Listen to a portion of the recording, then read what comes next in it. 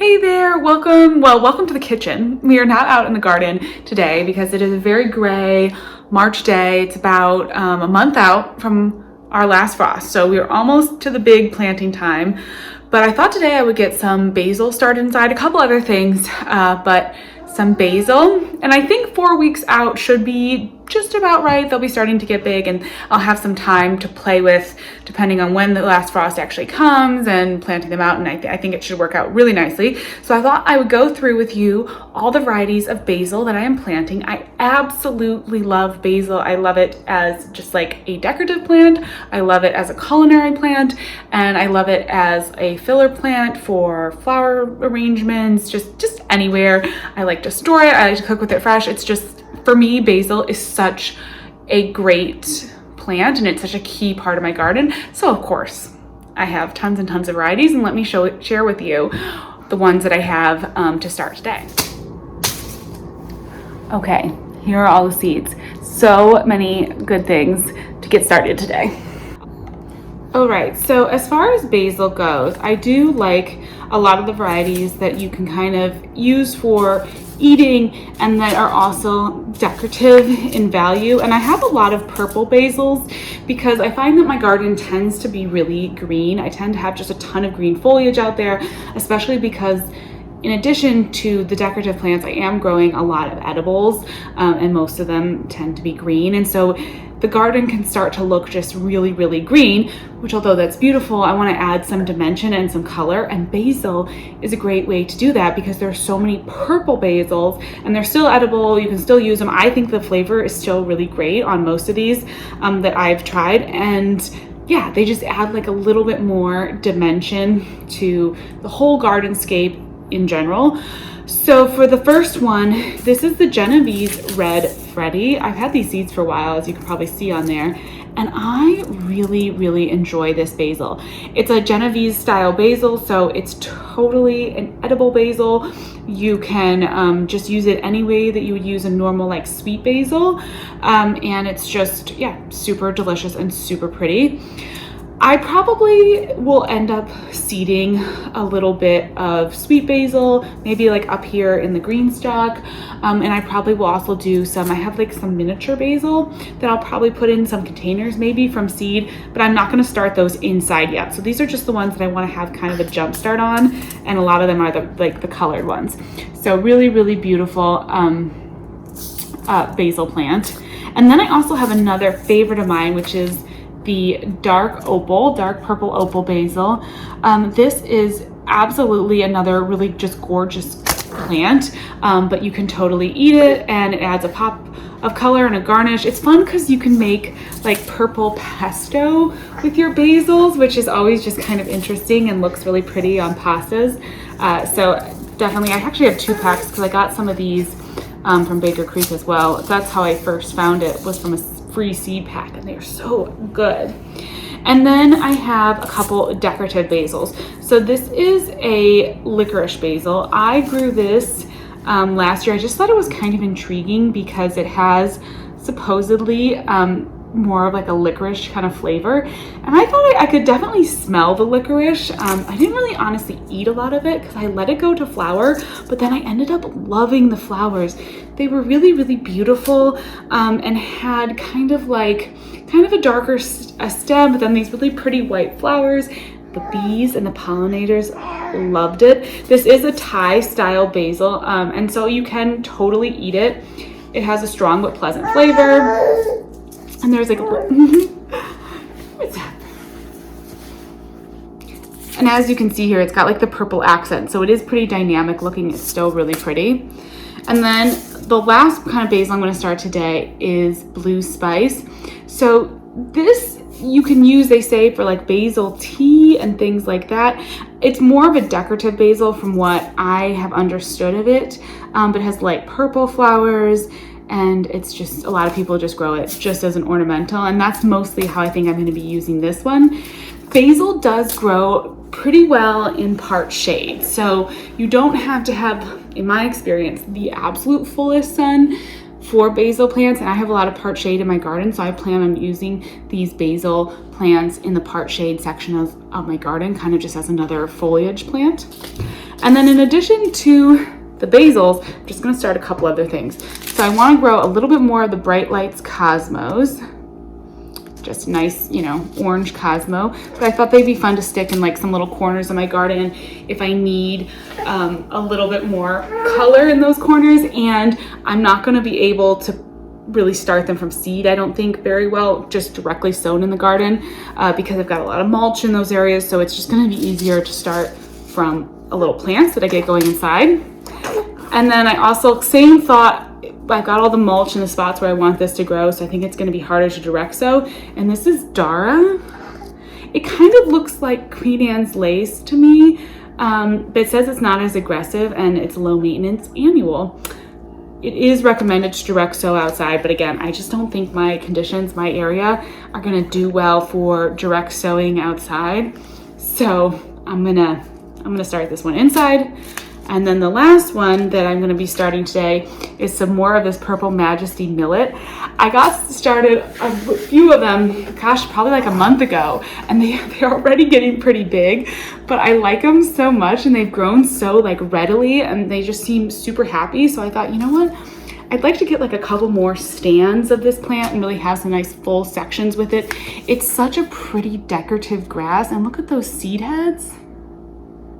Like, I think that's gonna be really beautiful, and I definitely wanna have it in clumps, so there's quite a few plants, so it really stands out.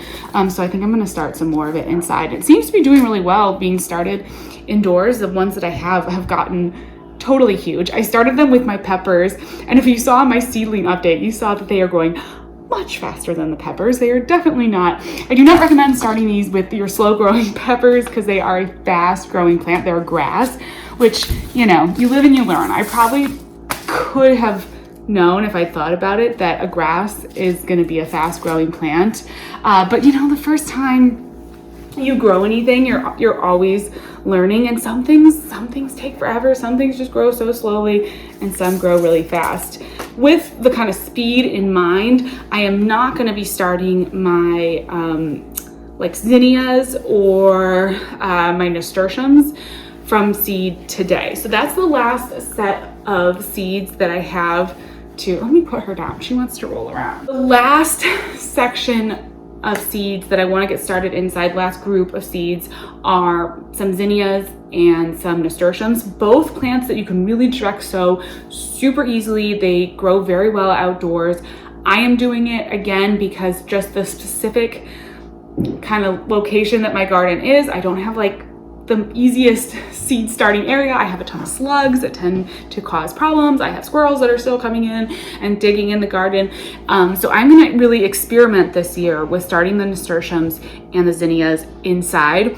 I haven't really done that in the past. Usually I do direct sow them. And again, I have had good luck with it, but I've also had a lot of kind of heartache, honestly, when my seedlings get destroyed. So I'm giving it a shot to get them started indoors, and I'm really hoping that that'll kind of help. And it's also easier for me garden planning wise to just like have starts.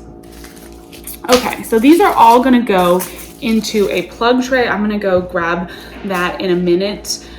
I like typically to start things like you saw me starting my tomatoes and peppers and everything in individual cups because it just makes it a little easier. Like if you have a situation where the millet is growing faster than the peppers, it's not gonna be an issue because they're in separate cups. I can manipulate like where they go, I can move them out.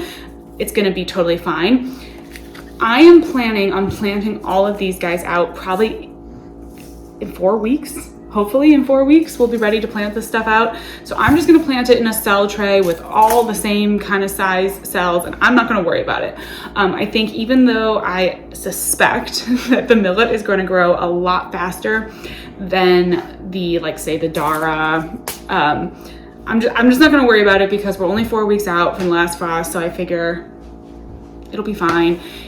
But in a month, I'll be planting them out, moving around, and it'll be okay. So I'm gonna go get my seed starting tray, put in a little potting mix, get these guys planted up. I'm just following the directions on the back of the seed packets.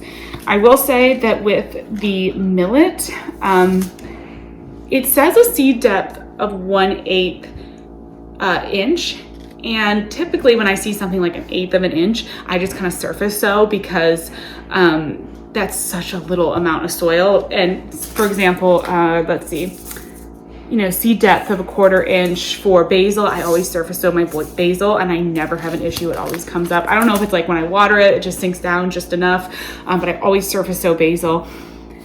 I'm actually gonna make sure that I do get this a little covering of soil on top, because a couple of the plants that I have upstairs that I surface sowed, the seedlings, they're not quite rooted enough in. I've had to kind of pack a little bit of soil around them as they started to grow, because they started to get a little bit tippy. So that was just a note that I kind of had with starting these, was to make sure that I have a little bit of soil on them and I don't just surface sow them. Cosmos as well need to go below the surface. You don't want to surface sow those. And I've never started this Dara. So what does it say? 1/4 of an 1/8 of an inch. Let's see what the seeds look like for the Dara. I'm guessing this is gonna look similar to like a carrot seed. So I think all of these Queen Anne's lacy type of things are typically they kind of all are in the carrot family. Comes in a little extra pack.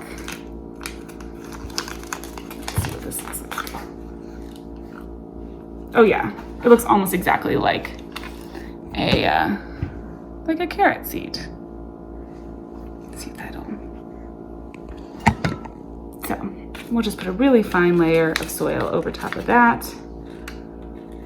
Okay, I'm gonna go get all the seed trays and get these guys. Came outside to fill this because I learned my lesson that I make a big mess when I try to do potting soil inside. But while we're out here, let's feed the fish as well. So I moved the container pond.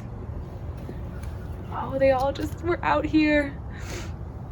They still hide when I come over, which is probably a good thing, because if there were any predators, they would hide from them. Okay, I'm gonna get the fish food. We'll see if we can get them to come out. I kind of want them to learn. Now, I haven't feeding them just because I don't have a lot of seaweed in there right now. And we don't have any of like the mosquito larvae that they'll eat in the summer. And then also, it's not been cold enough for them to be kind of dormant. When nights are cold enough and the water stays cold enough, you don't have to feed the fish, because they actually go into like a dormant state. But it's been pretty warm and it warms up during the day, so I've been giving them just a little bit of food and they've been eating it just to make sure, you know, of course you don't want to overfeed your fish, but I also don't want them to be hungry.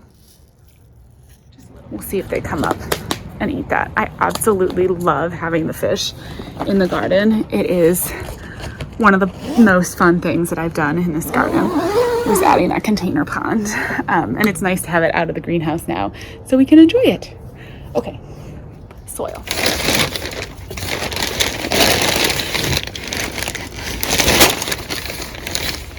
Just a little bit of regular potting mix. This has been out in the rain, so it's not totally moist, but I will put a bit of water, bottom water it in this tray, and it'll be just fine. And there is some moisture in this soil, which is good.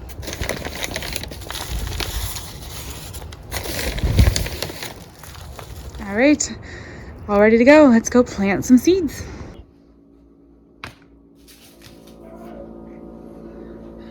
So this is how I keep track of it if I don't use actual tags.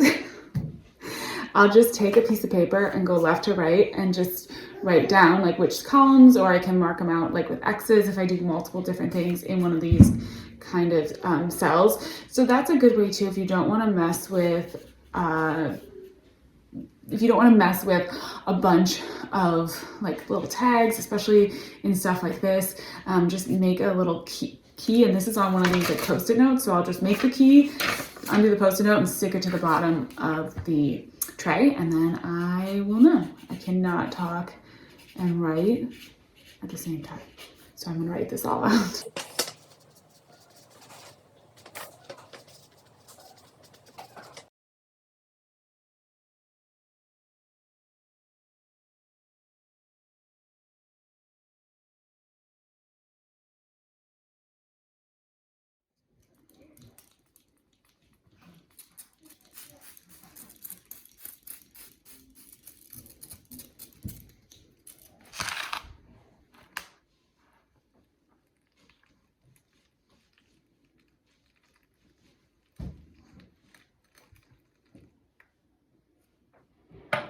All right, so I got it all planted in, watered, misted from the top, and then I just put some water in the bottom of the tray to kind of soak up the rest of the soil, make sure that that gets really moist too. And I did want to say, so for the basil, I planted about 5-ish seeds in each cell because basil does do pretty well growing in a clump. So like 3 to 5 seeds of basil will be great. For the millet, I only really had enough for 1 seed per cell. A couple of the cells I was able to put 2. So we'll just hope for good germination on those. But that's about the right size because these plants seem to grow pretty tall and pretty vigorous quickly. And then for the Dara, I did 2 seeds each. And for the Cosmos, I did 2 seeds each as well for these side cells. And I am just going to now make sure that they don't dry out. I'm gonna put a little humidity dome over top so that it stays, you know, again, all just enough moisture that it doesn't dry out. And I will stick my little label to the bottom and we will be good to go. More seeds planted, last frost is coming up. I just can't wait for that day. But I will keep you posted as these grow. We'll do another seedling update in a little bit here as everything starts to kind of take off. My coleus is starting to take off. That's exciting. There's good things happening. Things are making progress. Anyways, thank you so much as always for watching this video. I just wanted to say that I have received some of the nicest comments from all of you, and it really means a lot. I just really appreciate how wonderful you all are. And I just so appreciate you watching my little garden and my little channel. It's really nice. So thank you. And I'll talk to you in the next video.